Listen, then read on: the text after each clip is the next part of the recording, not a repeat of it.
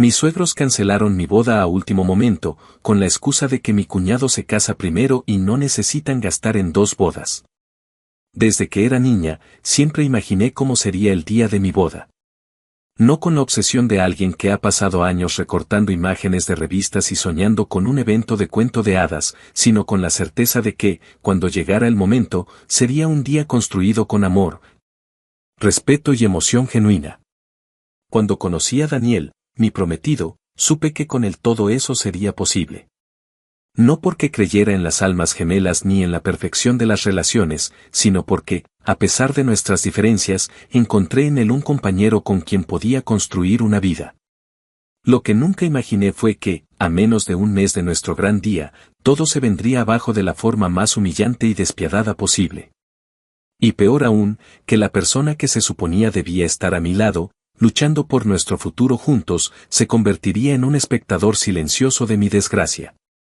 Los problemas con la familia de Daniel no eran recientes, aunque hasta ese momento nunca pensé que llegarían a tener un peso tan determinante en nuestras vidas. Su madre, Marta, siempre había sido una mujer que no disimulaba su favoritismo por su hijo menor, Andrés. Desde el primer día en que me presentaron en su casa, me quedó claro que, para ella, Daniel existía solo en la medida en que podía ser útil para su hermano. Andrés, el menor de la familia, era el orgullo y la adoración de sus padres. No importaba qué hiciera, siempre era recibido con elogios desmedidos y con la seguridad de que cualquier error que cometiera sería minimizado, ignorado o, en el peor de los casos, solucionado con la intervención de sus padres. Si había algún problema financiero, Marta y su esposo Luis corrían a ayudarlo. Si necesitaba un favor, todos debían estar disponibles para él. Si algo no salía como quería, la familia entera se movilizaba para enderezarle el camino. Durante años, observé con cierta incredulidad cómo Daniel aceptaba esa dinámica sin cuestionarla demasiado, como si fuese algo normal, una realidad con la que había aprendido a convivir sin levantar la voz. Y aunque en varias ocasiones le hice ver que su familia tenía un comportamiento excesivo con Andrés, él siempre lo justificaba diciendo que así habían sido siempre y que lo mejor era no darle importancia. A pesar de todo, jamás imaginé que esa preferencia por su hermano llegaría al punto de destruir nuestra boda. Durante más de un año, Daniel y yo habíamos estado organizando cada detalle con paciencia y dedicación. Aunque inicialmente planeamos pagar todo por nuestra cuenta, su familia insistió en que querían colaborar con una parte significativa de los gastos, argumentando que para ellos era un orgullo ver a su hijo casarse y que deseaban contribuir para que el evento fuera especial. Confiando en su palabra, ajustamos nuestro presupuesto en función de esa ayuda, asegurándonos de que todo estuviera en orden y enmarcado dentro de lo que podíamos pagar sin que se convirtiera en una carga imposible. Para nosotros, era un proyecto en común, un momento único que marcaría el inicio de nuestra vida juntos. Lo que no sabíamos era que, en la mente de Marta y Luis, nuestra boda nunca había sido una prioridad real. La noticia llegó como una bomba a pocos días de la ceremonia. Estábamos en casa cuando Daniel recibió una llamada de su madre. Lo noté incómodo desde el primer instante, su postura se tensó y su rostro cambió a una expresión que había visto muchas veces antes. La de alguien que sabe que está a punto de escuchar algo que no podrá cuestionar sin provocar un conflicto mayor. No pude escuchar lo que Marta le decía del otro lado de la línea, pero su reacción fue suficiente para saber que algo no estaba bien. Cuando colgó, se quedó en silencio unos segundos, como si estuviera buscando la manera correcta de decirme lo que acababa de escuchar. Luego, con un tono que oscilaba entre la vergüenza y la resignación, me miró y dijo que su madre había tomado una decisión, ellos ya no iban a aportar dinero para nuestra boda. Al principio, pensé que se trataba de un problema menor, tal vez una dificultad económica inesperada o un malentendido que podríamos solucionar de alguna manera. Pero la realidad era mucho peor. Marta no solo había decidido retirar su ayuda financiera, sino que lo había hecho porque, según ella, no tenía sentido gastar dinero en 2 bodas en el mismo año. Me tomó varios segundos procesar lo que Daniel estaba diciendo. No entendía qué significaba eso de 2 bodas. Fue entonces cuando agregó, con una expresión que dejaba claro que ni él mismo podía creer lo que estaba diciendo, que Andrés, su hermano, había decidido casarse de último momento y que, en la lógica de su madre, su boda debía tener prioridad absoluta. Intenté encontrarle sentido a todo lo que estaba escuchando. Durante meses, habíamos estado planeando nuestra boda con fechas establecidas, con contratos firmados y con un presupuesto que dependía, en parte, de la ayuda que su familia se había comprometido a dar. No era un capricho ni una improvisación. ¿Cómo era posible que, de la nada, los planes de su hermano se impusieran sobre los nuestros? Daniel, en un intento torpe por suavizar la situación, me explicó que su madre había dicho que no era algo personal, que simplemente tenía que priorizar los recursos para la boda de Andrés porque, al ser el hijo menor, su evento debía ser grande e inolvidable. Y que, dado que nosotros podríamos casarnos en cualquier otro momento, no veía la necesidad de hacer dos gastos en el mismo año. El nivel de descaro era tan grande que, por un momento, me quedé sin palabras. Pero lo que más me dolió no fue la decisión de su madre, sino la reacción de Daniel. En lugar de indignarse, de enfrentarse a su familia y defender nuestra boda, su primera reacción fue tratar de calmarme, minimizando lo ocurrido como si fuera un inconveniente menor que podríamos resolver con algo de paciencia. Le pregunté si al menos había discutido con su madre, si le había dejado claro que lo que estaba haciendo era inaceptable. Su respuesta me dejó helada. Me dijo que entendía que estaba molesta, pero que no valía la pena pelear por algo que no podíamos cambiar. Que su madre ya había tomado la decisión y que él prefería evitar conflictos innecesarios. Ahí supe que estaba sola en esto. Mientras yo estaba al borde de la rabia, él estaba resignado, aceptando sin resistencia lo que su madre había decretado como si fuese una ley inquebrantable. Como si nuestra boda no fuera importante. Como si nuestro compromiso no significara nada. No tenía idea de cómo iba a solucionar todo esto, pero lo que sí sabía era que no iba a permitir que me pisotearan de esa forma. Si ellos creían que podían deshacerse de mí sin consecuencias, estaban a punto de descubrir lo equivocadas que estaban sus suposiciones. Actualización 1. Habían pasado ya un par de semanas desde aquella conversación con Daniel, y aunque el impacto inicial de la traición de sus padres seguía carcomiéndome por dentro, lo peor fue darme cuenta de que no podía confiar en él para solucionar nada. En los días posteriores a la noticia de la cancelación de su apoyo financiero, intenté mantenerme serena, concentrándome en encontrar alternativas para que la boda siguiera en pie. Pero cada vez que trataba de abordar el tema con Daniel, su respuesta era la misma, me pedía que no me alterara.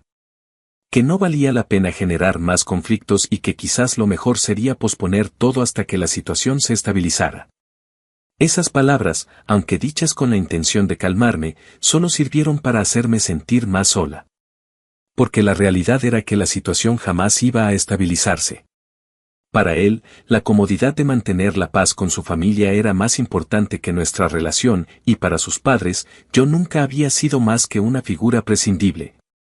Alguien cuya boda podía cancelarse sin que sintieran el más mínimo remordimiento. Aún así, intenté aferrarme a la idea de que todo podía resolverse de alguna manera. Hice llamadas, revisé cuentas, traté de ver qué podía rescatar con los recursos que teníamos. No iba a permitir que la arbitrariedad de sus padres dictara mi vida. Pero conforme pasaban los días, empecé a notar detalles que antes habían pasado desapercibidos, pequeñas señales de que esto no había sido una simple cancelación de apoyo financiero, sino algo más elaborado. Un sabotaje planeado desde el principio. El primer indicio llegó cuando hablé con la florista con la que habíamos contratado los arreglos para la iglesia y la recepción. Fue una conversación breve, en la que simplemente quería confirmar que todo seguía en pie y que encontraríamos una forma de cubrir el pago que faltaba. Pero al mencionar mi nombre, su respuesta me dejó perpleja. Me dijo que mi suegra había llamado hacía una semana para cancelar el pedido, argumentando que la boda no se llevaría a cabo y que no tenía sentido que la empresa siguiera reteniendo las fechas. De inmediato le expliqué que eso era falso, que la boda no se había cancelado, sino que simplemente habíamos tenido algunos problemas financieros. La florista, con un tono incómodo, me respondió que lo entendía, pero que, lamentablemente, ya había asignado esas fechas a otro evento y que no podría hacer nada al respecto. El segundo golpe vino cuando traté de contactar al catering. Sabía que esta era una de las partes más costosas de la boda, pero al menos quería negociar alguna forma de reducir el número de invitados o ajustar el menú para que se adecuara a nuestro nuevo presupuesto. La persona con la que hablé en la empresa me escuchó en silencio y, cuando terminé de explicarle la situación, me dijo que ya había recibido una cancelación formal, también por parte de Marta. No solo eso, sino que ella había insistido en que el evento estaba totalmente cancelado y que no tenía sentido que siguieran contando con nosotros como clientes. La lista de sabotajes siguió creciendo con cada llamada que hice. Descubrí que Marta y Luis habían tomado la iniciativa de contactar a varios de nuestros proveedores y organizadores para informarles, con la autoridad que solo los padres del novio parecían tener, que la boda había sido suspendida indefinidamente. No solo habían hecho esto a mis espaldas, sino que lo habían hecho con la plena intención de cerrar cualquier posibilidad de que pudiéramos seguir adelante con el evento. Cada nueva llamada que hacía me revelaba el mismo patrón, su intervención había sido meticulosa, asegurándose de que cada pilar de nuestra boda se desmoronara. Pero lo peor, lo que realmente terminó de romper lo poco que quedaba de mi confianza en Daniel, fue enterarme de que él lo sabía. Lo supe cuando, en medio de mi frustración, le conté lo que estaba pasando, esperando que al menos esta vez reaccionara, que mostrara indignación, que hiciera algo. Pero en lugar de sorprenderse, se quedó en silencio unos segundos, evitando mi mirada. Y después dijo que su madre le había mencionado que había hecho algunos cambios para aligerarnos la carga y que había pensado que eso significaba que estaba tratando de ayudarnos. Me tomó un momento procesar lo que estaba escuchando.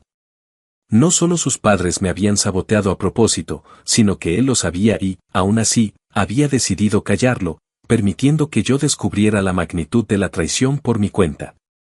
Fue en ese instante cuando todo se volvió absolutamente claro. Daniel nunca iba a cambiar. No importaba cuántas veces lo confrontara, ni cuántas pruebas le pusiera delante, siempre encontraría una excusa para justificar las acciones de su familia.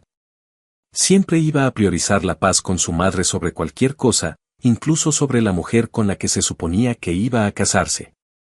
Y si yo seguía aferrándome a la idea de que podía encontrar una solución, de que podía salvar nuestra relación con suficiente paciencia y esfuerzo, lo único que lograría sería seguir permitiendo que me pisotearan. No sé en qué momento exacto dejé de sentir tristeza y comencé a sentir rabia.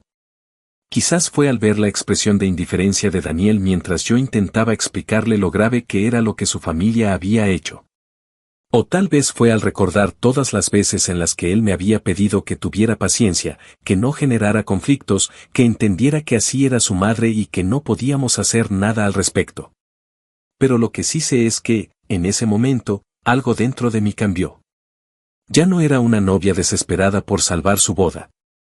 Ya no era una mujer tratando de negociar con una familia que nunca me había querido.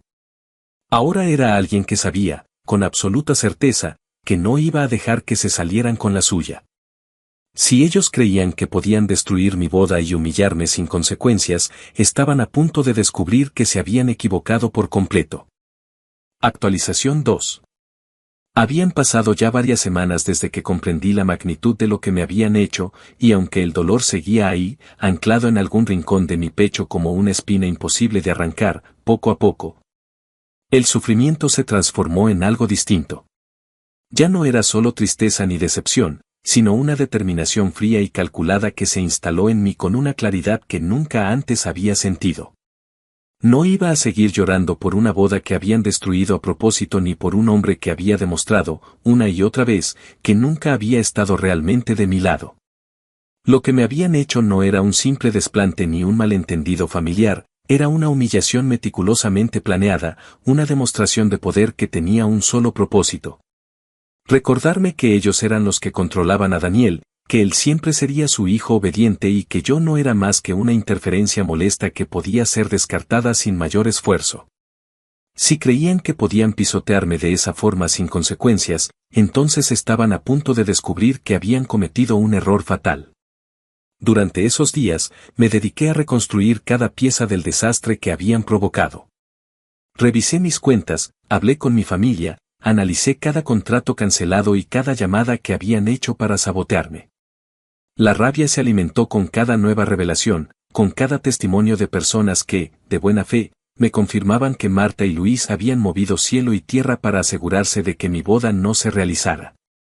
Pero lo que más me impactó fue enterarme de algo que, hasta ese momento, nadie me había dicho con claridad: ellos nunca habían tenido la intención real de ayudarnos a pagar la boda.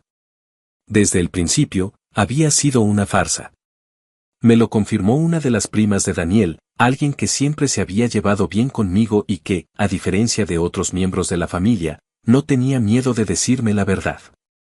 Hablamos una tarde, cuando me llamó para ver cómo estaba. Al principio, la conversación fue cordial, casi superficial, pero poco a poco comenzó a soltar detalles que me dejaron en shock. Me dijo que su tía Marta había estado comentando en la familia, desde hacía meses, que no entendía por qué yo me esforzaba tanto en organizar la boda cuando era obvio que no iba a suceder. Que, según ella, lo mejor que podía pasar era que Daniel recapacitara y que todo se cancelara, porque al final del día, él pertenecía a su familia, y yo solo estaba tratando de alejarlo de ellos. Me contó que, en más de una ocasión, su suegra había dicho en reuniones privadas que nunca había pensado realmente en gastar dinero en nuestra boda, que solo había fingido su apoyo para mantener la relación con su hijo. Pero que en cuanto encontró una excusa para retirarse, lo hizo sin dudarlo. Y lo más repugnante fue enterarme de que Marta no solo había usado la boda de Andrés como pretexto, sino que, en realidad, había estado desviando el dinero que supuestamente iba a ser para nosotros para planear una luna de miel para su hijo favorito y su futura esposa. La revelación fue como una bofetada. Mientras yo me rompía la cabeza tratando de resolver el caos que habían creado, ellos estaban invirtiendo en una celebración aún más lujosa para Andrés, asegurándose de que él tuviera la boda que, según ellos, sí merecía. Fue entonces cuando comprendí algo que hasta ese momento me había costado aceptar: Marta nunca me había visto como parte de su familia. Nunca había querido que me casara con Daniel. Lo que había hecho no era un simple acto de favoritismo hacia su otro hijo, era una jugada calculada para sacarme de sus vidas. Pero lo que no sabía era que, en ese momento, mi presencia en sus vidas estaba lejos de terminar. Fue en esos días cuando empecé a planear mi siguiente movimiento. Si querían jugar sucio, entonces aprenderían que yo también sabía hacerlo, y que, a diferencia de ellos, yo no necesitaba actuar desde las sombras ni disfrazar mis intenciones con sonrisas hipócritas. Lo primero que hice fue asegurarme de que cada persona en nuestro círculo supiera la verdad sobre lo que habían hecho. Hablé con amigos, familiares y conocidos, dejando en claro que la boda no se había cancelado por una decisión nuestra, sino por la intervención directa de Marta y Luis. No exageré, no inventé nada, simplemente expuse los hechos tal como habían ocurrido, con pruebas y con testimonios de proveedores que confirmaban que las cancelaciones habían venido directamente de la familia de Daniel. La indignación no tardó en extenderse. Nadie, ni siquiera aquellos que solían justificar los excesos de Marta, pudo negar que lo que habían hecho era cruel y completamente innecesario. Pero eso era solo el principio. Sabía que su mayor preocupación en ese momento no era yo ni mi dolor, sino la boda de Andrés, el evento que habían convertido en su prioridad absoluta. Así que decidí centrar mi atención en eso. Sabía que no podía evitar que la boda sucediera, pero sí podía asegurarme de que no fuera el evento perfecto que ellos esperaban. Durante años, había sido yo quien había manejado buena parte de la organización de eventos dentro de la familia de Daniel, quien había hecho conexiones con proveedores y quien tenía acceso a información clave sobre costos, tiempos y contactos. Y ahora, iba a usar todo ese conocimiento en su contra. Lo primero que hice fue contactar a algunos de los proveedores más importantes que sabía que estaban negociando con ellos. De manera sutil, comencé a hacerles preguntas estratégicas, insinuando que la familia de Andrés tenía antecedentes de pagos tardíos y que no siempre cumplían con lo prometido. Para algunos de ellos, esto fue suficiente para que exigieran pagos por adelantado o elevaran los costos de último momento, lo que inevitablemente comenzó a generar tensión entre Marta y sus proveedores. Luego, me aseguré de que algunas de las personas más cercanas a la familia, aquellas que ellos querían tener sí o sí en la boda de Andrés, comenzaran a dudar de si valía la pena asistir. Sabía que muchos de ellos estaban indignados con lo que habían hecho conmigo, así que, Con unas cuantas conversaciones estratégicas, logré convencerlos de que, quizás, lo mejor sería no ser parte de ese evento. Uno por uno, algunos de los invitados más importantes comenzaron a cancelar su asistencia, alegando problemas de agenda o simplemente excusas vagas que, aunque no eran directas, eran suficientes para que Marta comenzara a notar que algo no iba bien. Pero el golpe más grande estaba aún por venir. Porque mientras ellos estaban ocupados con los preparativos de su boda perfecta, alguien más estaba empezando a ver la realidad detrás de esa familia. Y esa persona era Carolina, la prometida de Andrés. En una de mis últimas conversaciones con la prima de Daniel, ella me confesó que Carolina había comenzado a hacer preguntas. Que había notado que Marta y Luis parecían más preocupados por controlar cada detalle de la boda que por su felicidad, y que, poco a poco, estaba dándose cuenta de que el favoritismo enfermizo de esa familia no era solo un rumor, sino una realidad con la que tendría que lidiar si seguía adelante con la boda. Y lo mejor de todo era que yo aún tenía información que podía terminar de abrirle los ojos. Si ellos creían que ya habían ganado, era solo porque aún no sabían lo que venía. Actualización 3. El tiempo seguía avanzando y, con cada día que pasaba, veía cómo la boda de Andrés y Carolina se acercaba. Aunque Marta y Luis aún creían que todo estaba bajo su control, ya comenzaban a percibir los efectos de lo que había estado haciendo en las sombras. Las exigencias de pago adelantado por parte de los proveedores habían causado más de un conflicto y las cancelaciones de varios invitados clave habían comenzado a preocupar a Marta, quien no entendía cómo algo que había planificado con tanto esmero estaba encontrando obstáculos en cada paso del camino.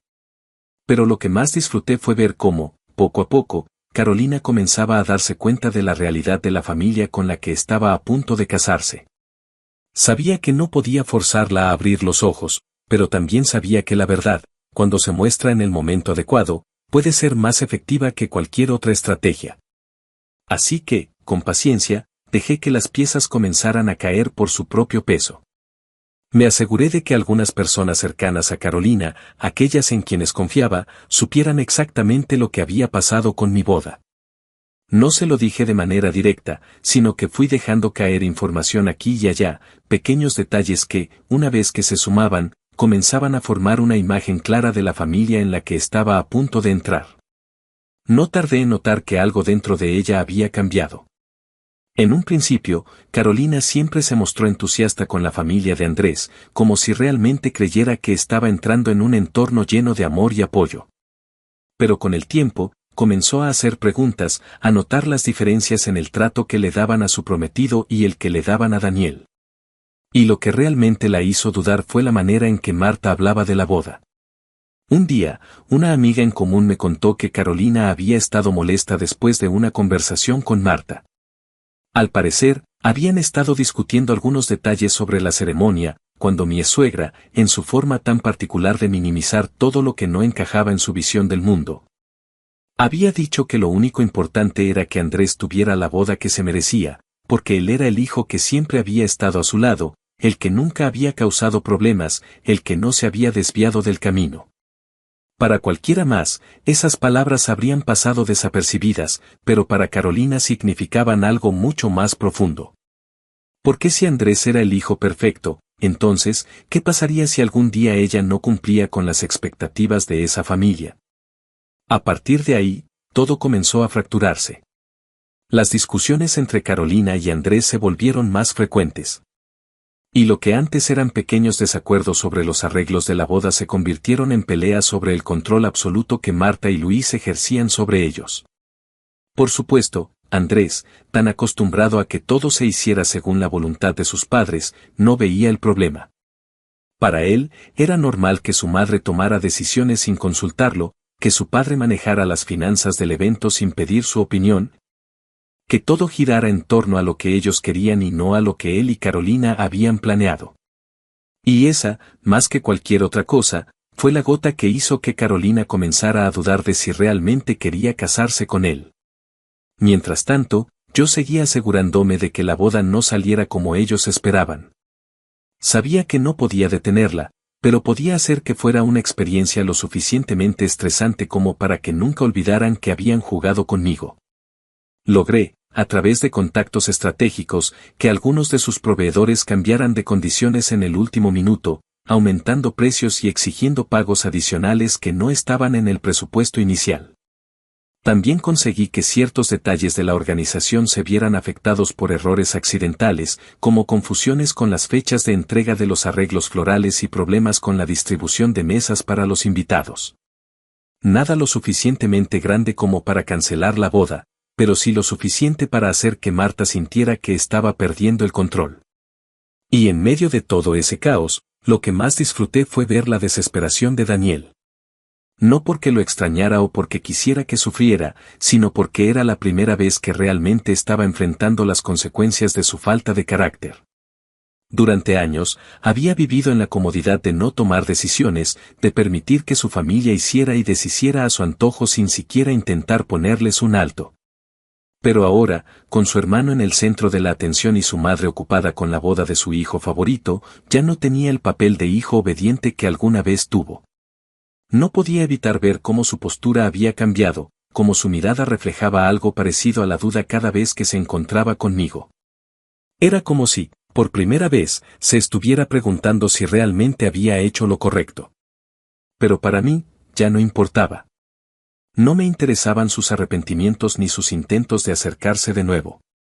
Había tomado su decisión cuando permitió que su madre destruyera nuestra boda sin hacer nada. Y ahora, yo estaba tomando la mía. La boda de Andrés y Carolina se llevó a cabo, pero estuvo lejos de ser el evento perfecto que Marta había imaginado.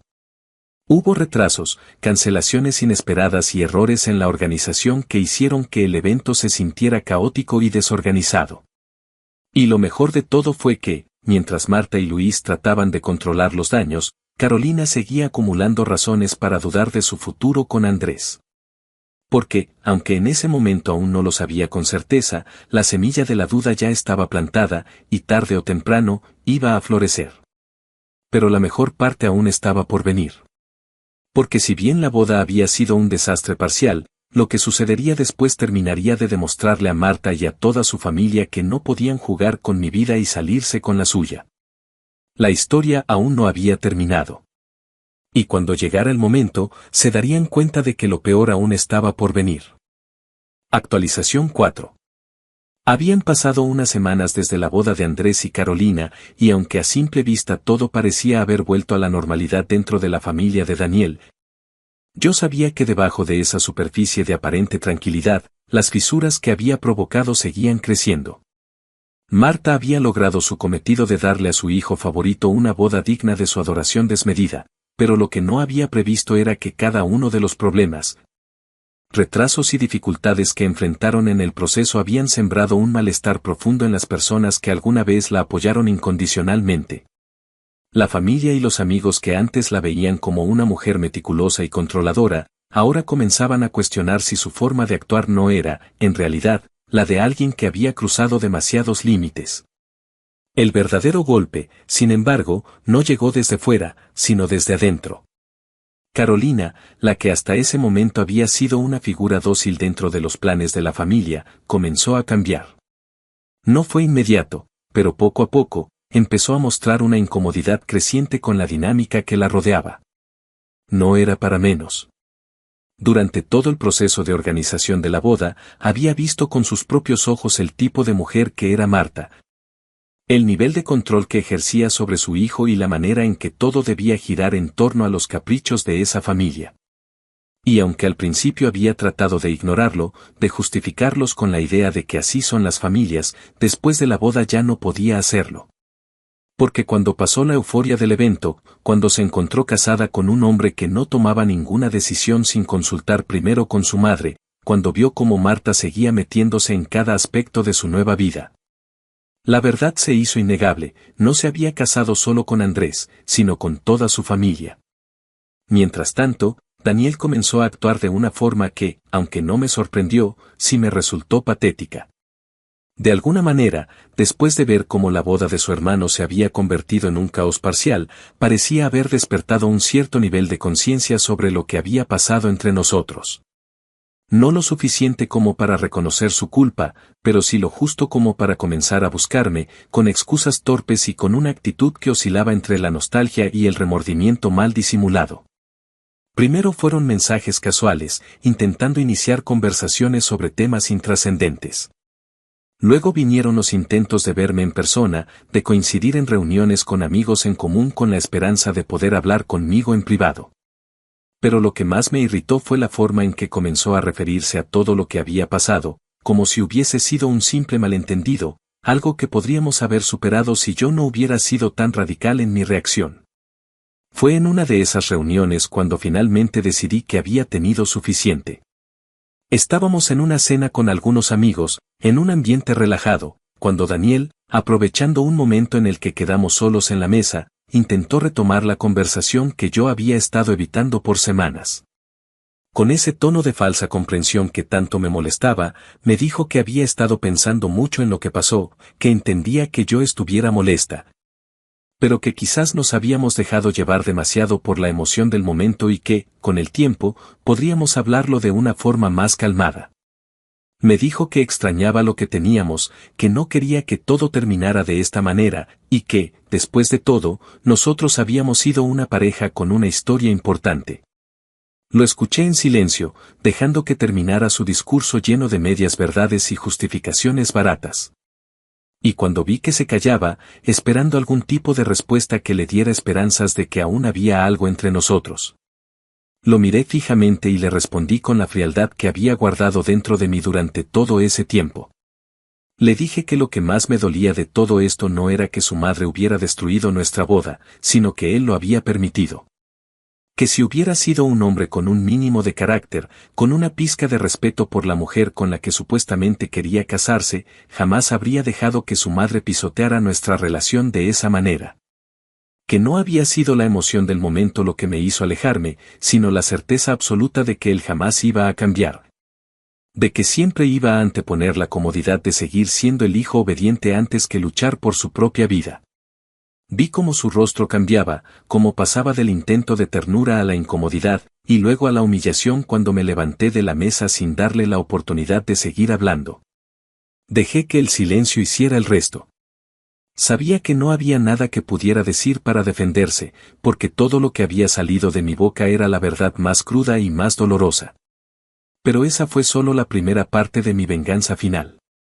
Porque, mientras Daniel intentaba inútilmente recuperar algo que él mismo había destruido, Carolina finalmente llegó a su punto de quiebre. No sé exactamente qué fue lo que lo provocó, pero un día, la noticia comenzó a correr en los círculos cercanos: Carolina había decidido separarse de Andrés. No era oficial aún, pero la incomodidad era evidente, y lo que al principio habían sido simples desacuerdos se habían convertido en una crisis matrimonial que nadie podía ignorar. Había rumores de que Carolina había tenido una fuerte discusión con Marta. De que finalmente le había dicho en su cara lo que pensaba de su control enfermizo sobre Andrés y de cómo se había metido en cada aspecto de su relación. Algunos decían que la gota que había colmado el vaso fue descubrir que Marta había tomado decisiones sobre su casa sin consultarla. Otros decían que simplemente se había hartado de estar casada con alguien que parecía más un niño de mamá que un esposo. Lo que sí supe con certeza fue que, cuando Carolina empacó sus cosas y se fue a casa de sus padres por unos días, Marta entró en pánico. Por primera vez, su mundo perfecto se estaba desmoronando, y no sabía cómo arreglarlo. Intentó intervenir, trató de hablar con la familia de Carolina, intentó convencerla de que todo era solo un problema menor que podía solucionarse con el tiempo. Pero lo que no entendía era que, cuando una mujer finalmente abre los ojos y se da cuenta de que ha estado viviendo una mentira, no hay vuelta atrás. No puedo negar que sentí una satisfacción inmensa al ver todo esto desarrollarse. No porque disfrutara ver a otra mujer pasar por lo que yo había pasado, sino porque sabía que esto era la consecuencia natural de lo que ellos mismos habían provocado. Marta había hecho todo lo posible para sabotear mi boda, para asegurarse de que su hijo favorito tuviera el evento perfecto. Pero lo que no previó fue que, al final, su propio control excesivo sería lo que terminaría destruyendo lo que tanto había intentado construir. Y lo mejor de todo era que yo aún no había terminado. Actualización final. El tiempo siguió su curso, y aunque la familia de Daniel intentó mantener las apariencias, el desmoronamiento de su mundo era inevitable. Los rumores sobre la separación de Andrés y Carolina se convirtieron en noticias confirmadas cuando, semanas después de haberse marchado a casa de sus padres, Carolina tomó la decisión definitiva: no volvería con él. No fue una decisión impulsiva ni producto de una simple pelea matrimonial, sino el resultado de meses de acumulación de dudas, de desilusiones y de una verdad que se hizo cada vez más evidente. No podía vivir con un hombre que no tenía control sobre su propia vida. No podía pasar el resto de sus días lidiando con una suegra que se metía en cada aspecto de su relación y que veía a su hijo como una extensión de su propio poder. Y, sobre todo, no podía seguir en una dinámica donde su opinión siempre quedaría en segundo plano, eclipsada por los deseos de una familia que jamás la vería como una prioridad. Marta, por supuesto, no aceptó la derrota fácilmente. Hizo lo que mejor sabía hacer: manipular, insistir, buscar aliados que intervinieran para convencer a Carolina de que estaba exagerando. Intentó hablar con sus padres, con amigos en común, con cualquier persona que pudiera persuadirla de reconsiderar su decisión. Pero lo que no entendía era que Carolina ya no estaba en un punto en el que las palabras pudieran hacerla dudar. Cuando una mujer llega al límite de su paciencia, cuando se da cuenta de que ha estado cediendo demasiado por demasiado tiempo, ya no hay marcha atrás. El divorcio no tardó en formalizarse. Fue rápido, casi sin conflictos, porque Carolina lo había decidido con una determinación que ni siquiera Marta pudo quebrantar. Andrés, en su pasividad habitual, no opuso demasiada resistencia. Tal vez porque, en el fondo, sabía que nada de lo que hiciera cambiaría la situación, o tal vez porque, como su hermano, había pasado demasiado tiempo dependiendo de su madre para saber cómo luchar por sí mismo. Pero ese no fue el único golpe para la familia. La imagen de perfección que Marta había intentado mantener durante años comenzó a resquebrajarse frente a los ojos de quienes alguna vez la admiraron. La gente empezó a hablar, a conectar los puntos entre lo que me hicieron a mí y lo que había sucedido con la relación de Andrés. La historia de cómo Marta había saboteado mi boda dejó de ser un rumor aislado para convertirse en un relato recurrente en reuniones familiares, en conversaciones entre amigos y conocidos. Aquellos que antes la defendían ahora empezaban a reconocer que su obsesión por controlar la vida de sus hijos había cruzado demasiados límites. Y Daniel, bueno, Daniel intentó salvar lo poco que quedaba de su dignidad, pero ya era demasiado tarde. Después de aquella conversación en la cena con amigos, en la que lo enfrenté con la verdad que nunca quiso aceptar, dejó de buscarme. No porque no quisiera, sino porque finalmente entendió que no había nada que pudiera hacer para revertir lo que había perdido. Para él, yo ya no era la mujer que alguna vez amó, sino el recordatorio de lo que permitió que le arrebataran por su cobardía. Con el tiempo, Marta se vio obligada a aceptar que su mundo perfecto nunca volvería a ser el mismo. Andrés ya no era el hijo casado y exitoso que ella había imaginado, y Daniel, aunque seguía dentro de su círculo, ya no tenía la misma seguridad de antes. Había perdido algo más que una relación, había perdido la confianza en la dinámica familiar que había dado por sentada toda su vida. Tal vez nunca se rebelaría por completo contra su madre, tal vez nunca llegaría a enfrentarse a ella como debería haberlo hecho desde el principio, pero al menos ahora sabía que su sumisión tenía un precio. En cuanto a mí, lejos de todo ese caos, reconstruí mi vida. No fue fácil al principio, porque había muchas heridas que sanar, muchas emociones que procesar. Pero lo que sí supe desde el momento en que decidí vengarme fue que nunca más permitiría que alguien como Marta dictara el rumbo de mi vida. Aprendí a no esperar justicia de quienes nunca van a reconocer sus errores. Aprendí a dejar de buscar explicaciones en quienes nunca van a admitir su culpa. Y, sobre todo, aprendí que a veces la mejor venganza no es destruir a quienes te hicieron daño, sino seguir adelante con la certeza de que ellos mismos se encargarán de destruirse solos. Porque al final, no fui yo quien terminó perdiendo algo. Fueron ellos. Y lo mejor de todo es que nunca podrán culparme por ello. Solo podrán mirarse en el espejo y preguntarse, una y otra vez, en qué momento dejaron que todo se derrumbara. Y esa, más que cualquier otra cosa, será la verdadera consecuencia de sus acciones.